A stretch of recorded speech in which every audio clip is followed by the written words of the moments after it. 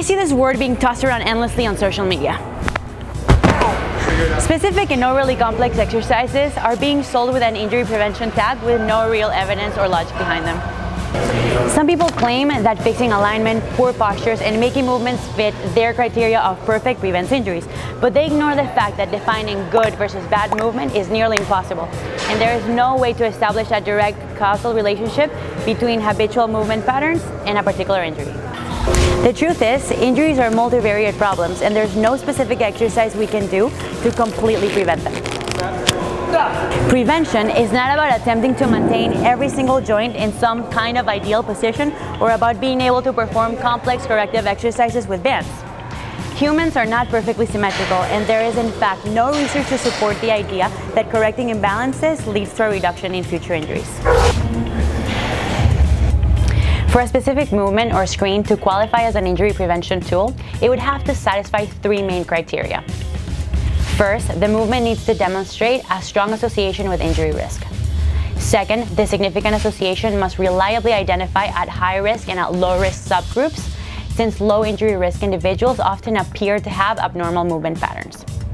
Third, a specific intervention to repair the deficit must reduce injury risk in the high risk subgroup to an effect greater than the same intervention given to the entire sample population. There's nothing in the market that comes close to meeting this criteria. We know training-related injuries occur when the load applied to the tissues exceeds their load-bearing capacity or tolerance. Simply put, it's not the load that breaks you down, it's the load you're unprepared for. The first part of this two-sided equation is a result of smart training strategies that take into account load management first and foremost. Minimize exposure to loads you're unprepared for. A logical progression from day to day and week to week allows your body to adapt to imposed stimuli and train within the limits of capacity and recovery.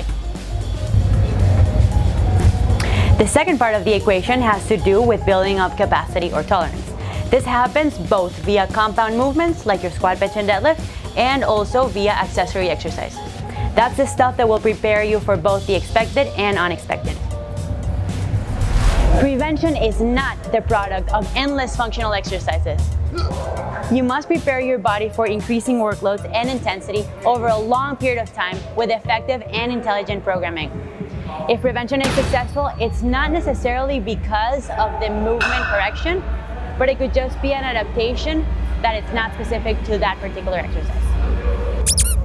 If you have obvious muscular imbalances or range of motion discrepancies that leave you unable to perform simple movements without falling on your face or grunting with discomfort, then you should be working on that. Through that process, you should understand that the most important principle of injury prevention are the concepts of physical preparation and load management.